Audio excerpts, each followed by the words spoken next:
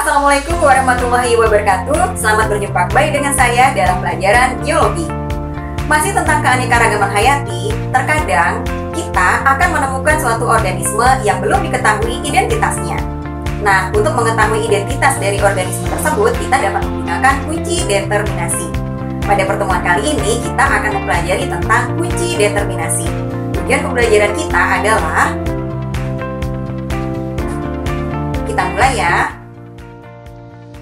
Kunci determinasi adalah cara atau langkah untuk mengenali organisme dan mengelompokkannya pada takson makhluk hidup.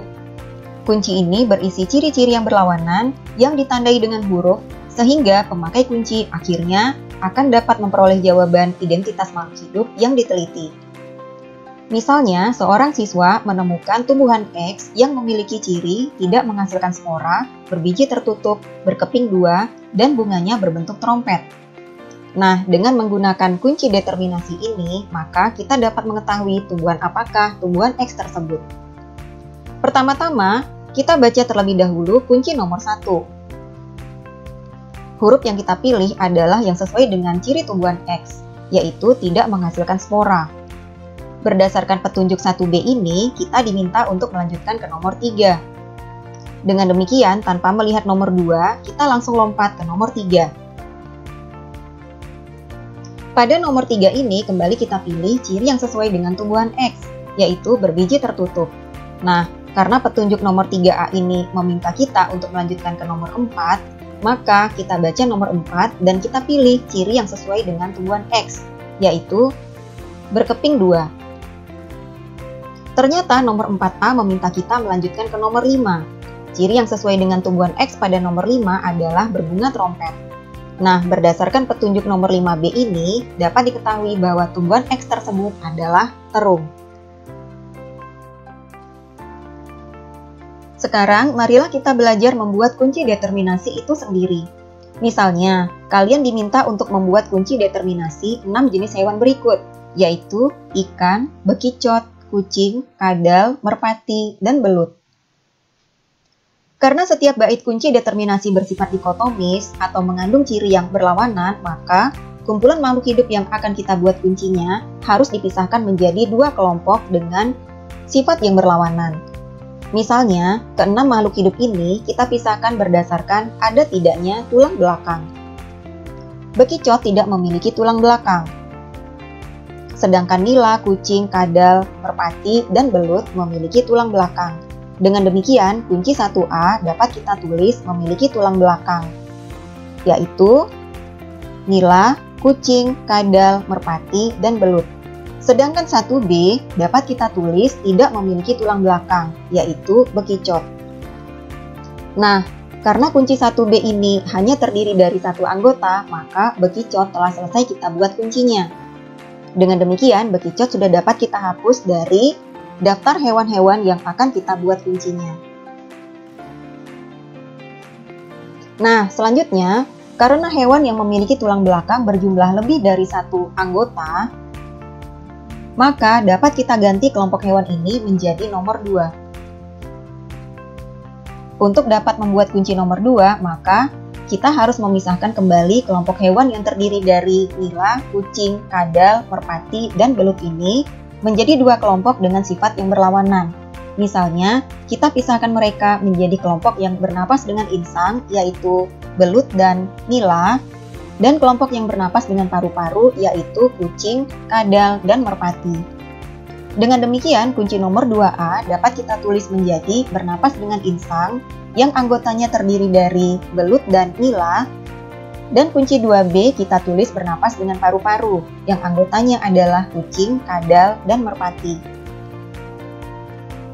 Karena kunci nomor 2 ini keduanya masih beranggota lebih dari 1, maka kelompok nomor 2A kita ganti dengan nomor 3. Sedangkan kelompok 2B kita ganti dengan nomor 4. Karena nomor 3 anggotanya terdiri dari 2 anggota yaitu belut dan nila, maka tinggal kita pisahkan saja mereka atas dasar sifat yang berlawanan. Misalnya, atas dasar memiliki insang berlipat atau labirin, yaitu belut, dan tidak memiliki labirin, yaitu nila.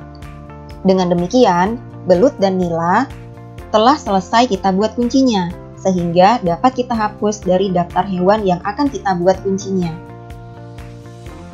Sekarang kita lanjut ke nomor 4, yang anggotanya masih terdiri dari 3 anggota, yaitu kucing, kadal, dan merpati. Nah, kita pisahkan saja 3 anggota ini menjadi 2 kelompok dengan sifat yang berlawanan, misalnya atas dasar jumlah tungkai yang dimiliki. Merpati memiliki 2 tungkai, sedangkan kucing dan kadal memiliki 4 tungkai. Dengan demikian, untuk nomor 4A dapat kita tulis memiliki 4 tungkai dengan anggota kucing dan kadal, dan 4B kita tulis memiliki 2 tungkai dengan anggota yaitu merpati. Dengan demikian, merpati telah selesai kita buat kuncinya, sehingga merpati dapat kita hapus dari daftar hewan yang akan kita buat kuncinya. Kini tinggallah kucing dan kadal. Kucing dan kadal ini kita ganti dengan nomor 5. Kemudian kita pisahkan mereka atas dasar sifat yang berlawanan. Misalnya berdasarkan penutup permukaan tubuhnya. Kedua hewan ini memiliki penutup permukaan tubuh yang berbeda. Kucing, penutup permukaan tubuhnya adalah rambut, sedangkan kadal, penutup permukaan tubuhnya adalah sisik. Dengan demikian, nomor 5A dapat kita tulis tubuh ditutupi sisik, yaitu kadal, dan nomor 5B kita tulis tubuh ditutupi oleh rambut, yaitu kucing. Nah, dengan demikian, selesailah sudah pembuatan kunci determinasi untuk nila, bekicot, kucing, kadal, merpati, dan belut. Intinya, dalam membuat kunci determinasi, kita harus memisahkan semua jenis makhluk hidup yang akan dibuat kuncinya menjadi 2 kelompok secara berkelanjutan, sehingga anggota tiap kelompok tersisa 1 anggota. Jika kalian bertanya, bolehkah kita memisahkan makhluk hidup yang akan dibuat kuncinya menjadi 3 kelompok atau lebih? Jawabannya adalah tidak boleh. Hal ini disebabkan karena kunci determinasi bersifat dikotomis. Di artinya adalah 2. Artinya tiap bait dalam kunci mengandung 2 ciri yang saling berlawanan. Nah, sekarang cobalah Anda berlatih untuk membuat kunci determinasi dari hewan-hewan berikut. Yang pertama tikus, kedua ikan mas, ketiga katak, keempat ayam, dan kelima cicak. Nah, ternyata tidak sulit bukan membuat kunci determinasi? Jangan lupa untuk berlatih membuat kunci determinasi sebagaimana yang telah saya berikan dalam latihan soal. Sampai jumpa pada pembelajaran selanjutnya. Saya akhiri. Wassalamualaikum warahmatullahi wabarakatuh.